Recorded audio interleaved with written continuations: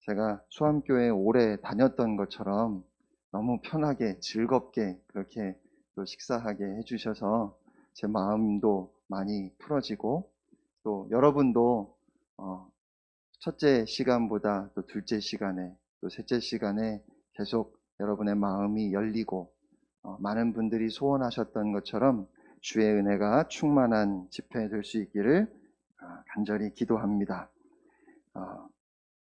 두 번째로 언약, 쪼갠 고기 사이로 지나간 사랑이라는 제목으로 잠시 말씀을 나누려고 합니다.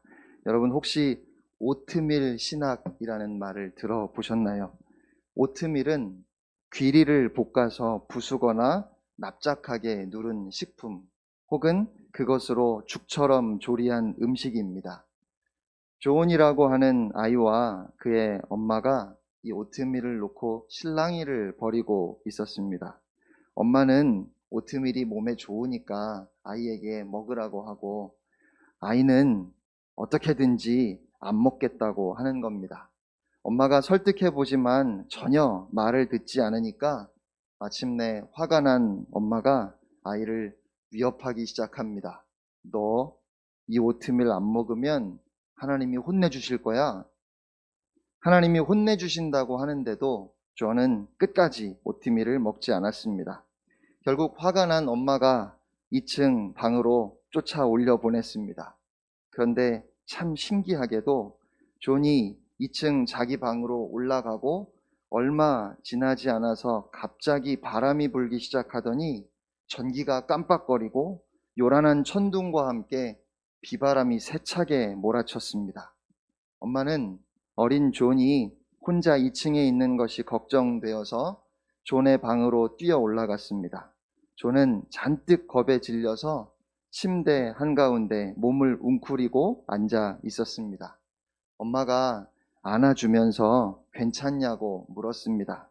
그러자 존은 괜찮은 것 같다고 하면서, 그런데 엄마, 제가 그까짓 오트밀 하나 안 먹은 것 때문에 하나님께서 이렇게 난리를 피우시는 건 좀 심하다고 생각하지 않으세요? 라고 했습니다. 엄마가 먹으라고 한 오트밀을 먹지 않았다고 천둥 번개에 세찬 비바람으로 겁을 주시고, 너무 피곤해서 새벽 기도 몇 번 빠졌더니 몸에 병을 주시고 사업을 어렵게 하시는 하나님, 그런 하나님이라면 무서워서 순종하기는 하겠지만 하나님께 정말 섭섭할 겁니다.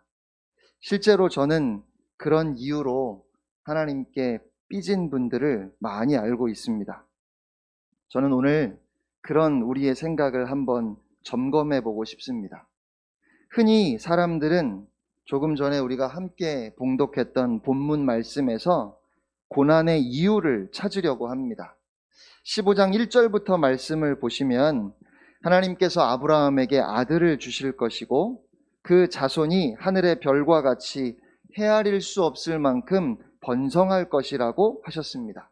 그리고 7절에 하나님께서 또 말씀하시기를 아브라함의 눈에 보이는 땅을 아브라함에게 주신다고 하셨습니다. 그런데 그때 아브라함이 하나님께 질문을 했지요. 8절입니다. 하나님, 제가 그 땅을 소유하게 될 것을 어떻게 알 수 있겠습니까? 그러자 하나님께서 3년 된 암소와 3년 된 암염소와 3년 된 숫양과 산비둘기와 집비둘기 새끼를 나에게 가져와라 하셨지요. 아브라함이 하나님의 말씀대로 제물을 가져와서 고대 근동의 관습을 따라 암염소와 암소와 숫양은 그 몸통을 반으로 쪼개서 쪼갠 것이 서로 마주보게 놓았고, 산비둘기와 집비둘기는 쪼개지 않고 놓았습니다. 그렇게 제물을 놓아 두었더니 솔개가 제물을 먹으려고 내려오는데 아브라함이 열심히 쫓았지요. 해질녘에 아브라함이 깜빡 잠이 들었는데 금세 캄캄해졌고 아브라함은 몹시 두려웠습니다. 그때 하나님께서 말씀하셨습니다. 너는 반드시 알라. 내 자손이 이방에서 객이 되어 그들을 섬기겠고 그들은 400년 동안 내 자손을 괴롭히리니 그들이 섬기는 나라를 내가 징벌할지며 그 후에 내 자손이 큰 재물을 이끌고 나오리라. 아멘. 그러니까 정리해보면 하나님께서 아브라함에게 가나안 땅을 주시겠다고 하셨고 그 땅을 주실 것을 내가 어떻게 알겠냐고 아브라함이 하나님께 여쭈었더니 하나님께서 재물을 가져오라고 하셨고 그래서 재물을 쪼개어 놓고 기다리다가 깜빡 잠이 들었는데 하나님께서 내 자손이 400년 동안 종살이를 하다가 나오리라 라고 하셨어요. 그래서 사람들은 이 말씀을 보면서 아브라함이 뭘 잘못했을까를 생각합니다. 하나님께서 도대체 왜 이렇게 화가 나셨을까요? 여러분, 아브라함이 뭘 잘못했다고 생각하십니까? 우리가 생각할 수 있는 아브라함의 실수가 세 가지 정도 있습니다. 첫 번째로 하나님의 말씀을 확인하려고 했다는 것입니다. 감히 하나님께 하나님 제가 어떻게 알아요? 어떻게 확신할 수 있습니까? 라고 그렇게 물었어요. 그러면 안 되는 거죠. 아무리 궁금하고 답답해도 무조건 믿는 거지 잘 모르겠다고 목사님 저는 이게 도대체 이해가 안 됩니다.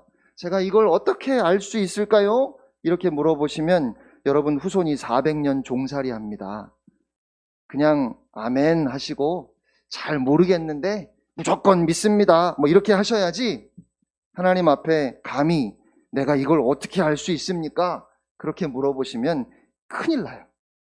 여러분 그렇습니까? 그것이 아브라함이 잘못한 걸까요? 아니지요. 저는 오히려 우리가 하나님 앞에 무엇이든지 여쭈어 보고 확인해야 한다고 믿습니다. 선지자 예레미야도 하나님께 물었습니다. 하나님 어찌하여 악한 자의 길이 형통하고 반역한 자들이 다 평안한 건 무슨 이유입니까? 또 하박국 선지자도 그랬습니다. 주님 언제까지 이러실 겁니까? 어찌하여 나로 불의를 보게 하십니까?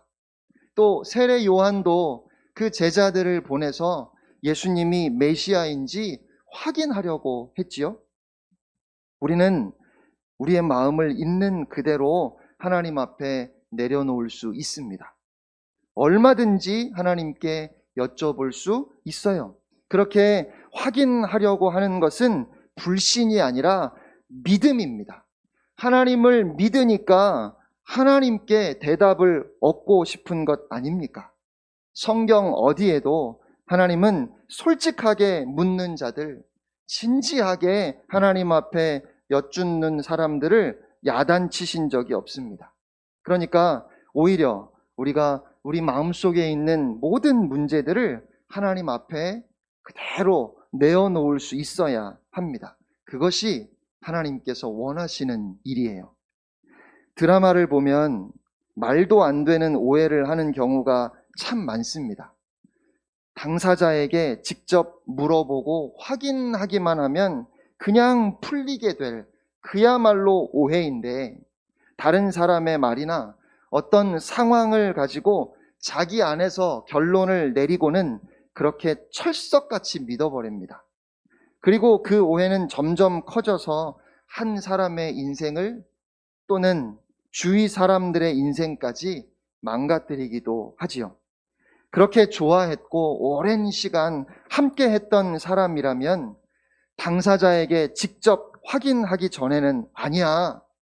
그 사람이 그럴 리가 없어. 뭔가 오해가 있는 거지. 이렇게 생각할 만도 한데 내가 직접 묻고 확인하기 전까지는 누구의 말도 믿지 않을 거야 라고 그렇게 한 번만 우리의 마음을 다잡으면 정말 많은 오해가 사라질 수 있을 텐데 우리가 그렇게 하지 않지요.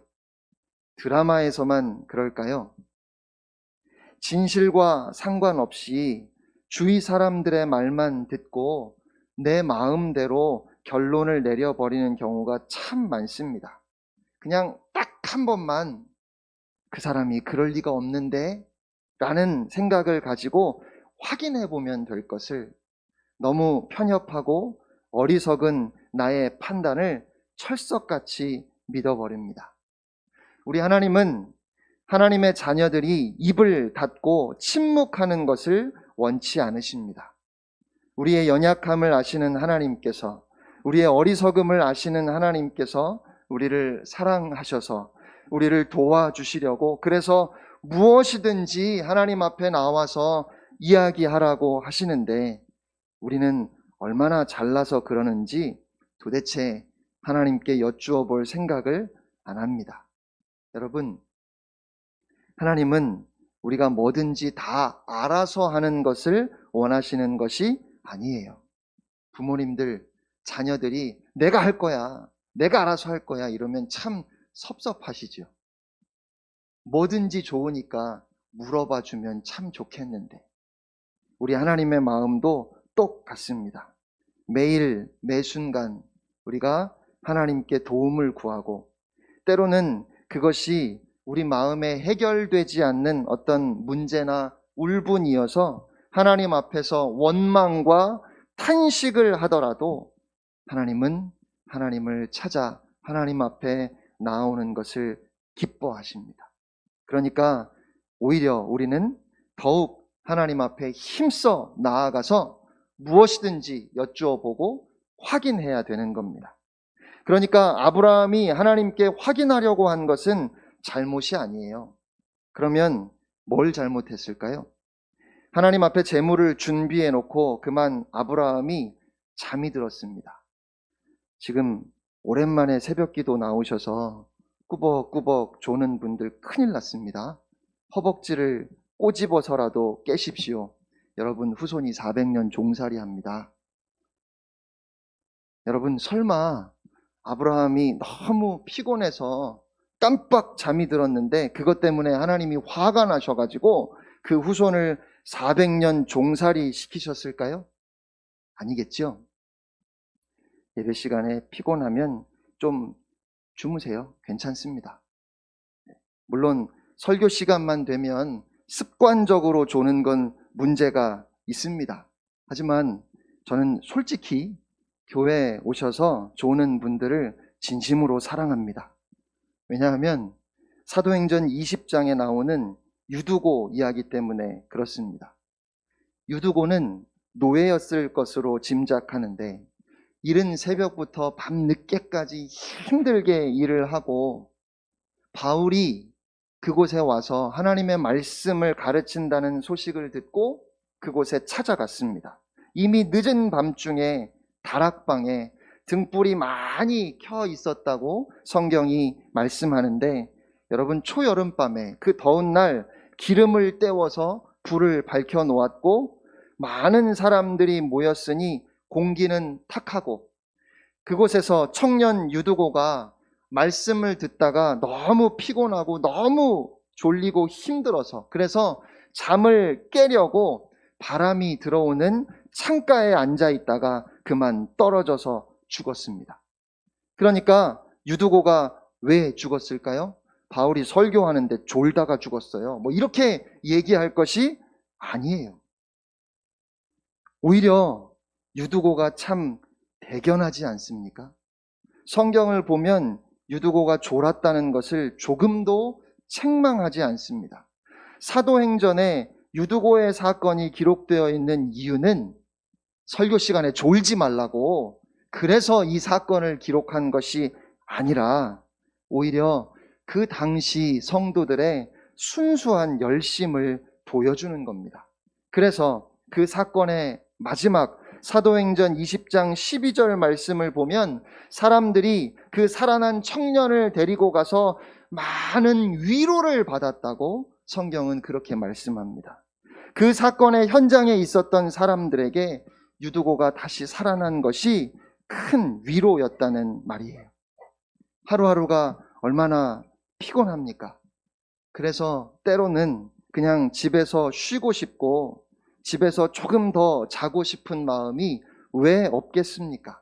그러면 그냥 집에서 잘 수도 있는데 그 피곤한 몸을 이끌고 교회에 나와서 너무 피곤하니까 졸 수도 있지요. 그리고 솔직히 말해서 설교 시간에 성도들이 졸면 누구 책임일까요? 누가 재웠을까요? 왜 말씀을 못 하십니까? 설교자가 재운 거죠. 그래서 너무 피곤해서 졸음과 싸우시는 분들 저는 참 황송합니다. 그러면 도대체 아브라함의 잘못이 무엇일까요? 재물을 다 쪼개 놓아야 하는데 새는 작다고 쪼개지 않고 그냥 두었어요. 그래서 어떤 목사님이 이 말씀을 가지고 적용하기를 우리가 큰 죄들은 회개하면서 작은 죄를 회개하지 않으면 하나님께서 진노하신다는 거예요. 그러니까 아무리 작은 죄라도 다 회개해야 한다는 겁니다. 여러분, 그렇습니까? 이 사건은 출애굽 이후에 하나님께서 제사에 대한 모든 법을 말씀해 주시기 이전의 사건이고, 그리고 성경에 새는 쪼개지 않게 되어 있습니다. 새를 쪼개라는 말씀은 없어요. 그러니까 아브라함이 제사법을 어긴 것도 아닙니다. 그러면 도대체 아브라함의 잘못이 무엇일까요? 이게 문제입니다. 이게 문제예요. 고난의 현실 앞에서 우리가 생각하는 것은 내가 무엇을 잘못했을까입니다. 그렇게 율법적인 생각을 가지고 고난을 바라보고 그래서 자꾸만 아브라함의 잘못을 찾아내려고 하는데 여러분, 아브라함은 잘못한 것이 없어요. 오늘 이 사건은 오히려 하나님께서 지금 아브라함과 언약을 맺으시는 사건입니다. 하나님께서 가나안 땅을 주시겠다고 하셨고 아브라함이 제가 그 땅을 차지하게 될 것을 어떻게 알 수 있을까요? 그 증거가 무엇입니까? 라고 하나님께 여쭈어 보았지요. 그래서 하나님께서 말씀하시는데 그 내용을 보면 아브라함을 책망하시는 말씀이 아니에요. 13절 말씀부터 다시 한번 보겠습니다. 여호와께서 아브라함에게 이르시되 너는 반드시 알아라. 너는 꼭 기억해라. 내 자손이 이방에서 객이 되어 그들을 섬기겠고 그들은 400년 동안 내 자손을 괴롭힐 것이다. 그러나 그들이 섬기는 나라를 내가 징벌할 것이고 그 후에 네 자손이 큰 재물을 이끌고 나올 것이다. 그리고 15절 말씀입니다. 너는 장수하다가 평안히 조상에게로 돌아가 장사될 것이요 너의 자손은 4대 만에 이 땅으로 돌아오리라. 여러분, 절대로 아닙니다. 제가 지금까지 말씀드렸던 모든 적용들은 고난을 어떤 죄에 대한 하나님의 심판으로 보고 반대로 우리가 잘되고 형통한 것은 하나님께서 특별히 사랑하셔서 주신 축복이라고 생각하는 기복신앙, 응징신학, 번영신학 때문에 생긴 해석입니다. 그런 해석들은 성경적인 바른 해석이라고 볼 수 없어요. 본문 말씀은 하나님께서 아브라함과 약속을 하신 후에 그 약속이 이루어질 과정을 지금 아브라함에게 미리 알려주시는 거예요. 너는 꼭 기억해라. 분명히 알아라. 내 자손이 다른 나라에서 나그네가 되어서 그들을 섬길 것이다. 그들은 400년 동안 내 자손을 괴롭힐 거야. 그러나 내가 네 자손들이 섬기던 그 민족을 반드시 심판할 것이고 그 후에는 네 자손이 큰 민족을 이루어서 많은 재산을 가지고 나올 것이다. 그러니까 400년 동안 다른 민족을 섬기며 종살이를 하게 될지라도 결코 낙심하거나 두려워하지 말 것은 바로 그것이 너로 하여금 큰 민족을 이루게 하기 위한 나의 계획 안에 이루어지는 일이기 때문이다. 이 언약을, 이 약속을 지금 하나님께서 아브라함에게 주시는 거예요. 그러니까 아브라함이 하나님께 여쭈었던 그대로, 구했던 그대로 아브라함에게 확신을 주시는 것이지요. 고난이 있더라도 두려워하지 마라. 그 고난은 바로 너의 후손들로 큰 민족을 이루게 하기 위한 나의 계획이고 나의 섭니다. 어느 때는 정말 너무 힘이 들어서 도무지 감당할 수 없어서 하나님의 약속에 의심이 생길 때가 있습니다. 하나님께서 늘 나와 함께 하신다 하셨는데 왜 이렇게 힘이 들까? 의문을 가질 수 있잖아요. 바로 그래서 그렇게 우리가 연약하기 때문에 하나님께서 아브라함에게 재물을 준비하라고 하신 겁니다. 그렇게 말씀하시고 난 다음에 17절 말씀을 보시면 하늘로부터 연기나는 화로가 보였습니다. 그리고 타는 횃불이 아브라함이 쪼개어 놓은 고기 사이로 지나갔습니다.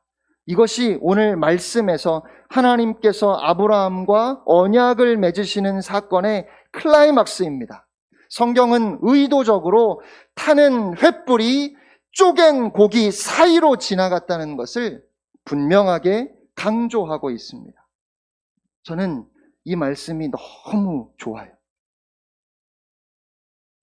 저도 디프레스 될 때가 있겠지요.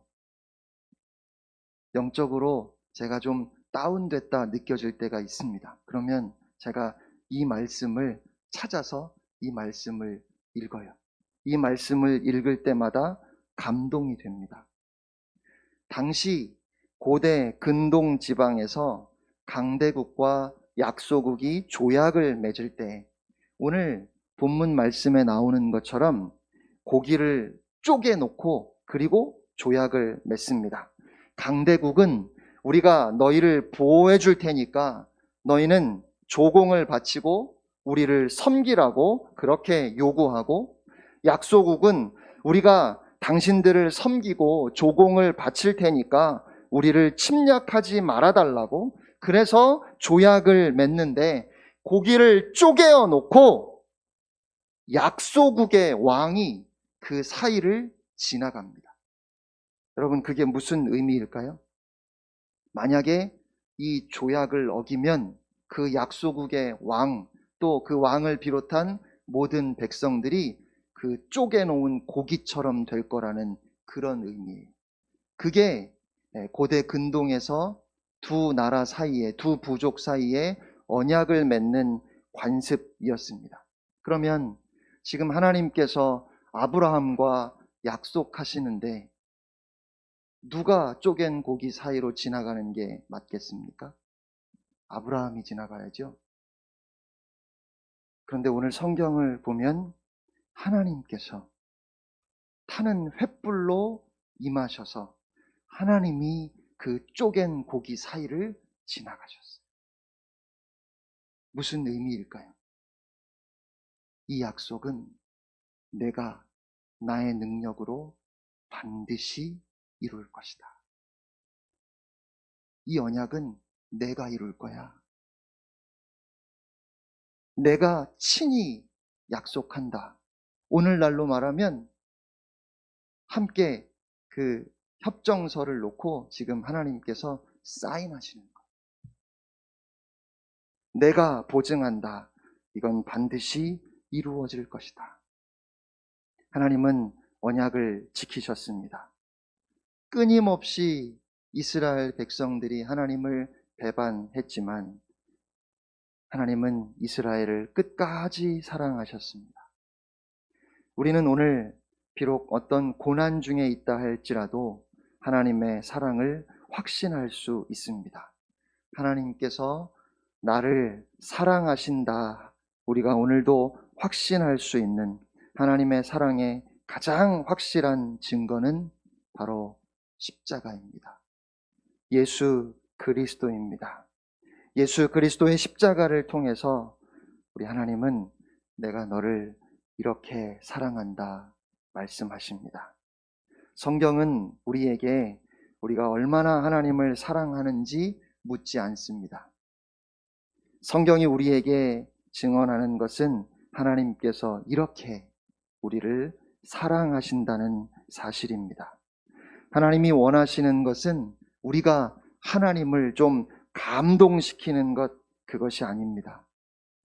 하나님이 원하시는 것은 하나님의 사랑에 우리가 진정으로 감동하고 감격하는 것, 그것을 원하십니다. 그러니까 사랑하는 성도 여러분, 오늘도 하나님의 변함없는 사랑을 묵상하십시오. 십자가를 바라보십시오. 그러면 하나님의 그 사랑이 여러분을 회복시키고 여러분을 살게 할 것입니다. 힘들고 어려운 상황 속에서도 기뻐하며 감사하며 살 수 있도록 우리를 일으켜 세워 주실 것입니다.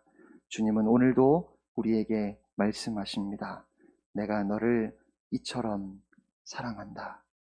기도하겠습니다. 은혜로우신 하나님 아버지, 감사합니다. 하나님, 이렇게 우리를 사랑하셨습니다. 하나님, 이렇게 우리를 사랑하십니다. 하나님, 그렇게 우리를 영원히 사랑하실 것입니다. 그 하나님의 사랑을 오늘 하나님께서 아브라함과 약속하시는 장면을 통해 저희들이 다시 보게 됩니다. 하나님께서 그 쪼갠 고기 사이를 친히 지나가셨습니다. 하나님께서 보증해 주셨습니다. 그렇게 분명하고도 확실한 약속을 우리에게 주셨사오니 하나님, 오늘도 그 하나님의 사랑을 마음에 깊이 간직하고 그 사랑에 감격하며 감사하며 믿음으로 승리의 길을 걸어가는 모든 성도들이 다 되게 하여 주시옵소서. 예수님의 이름으로 간절히 기도드리옵나이다. 아멘.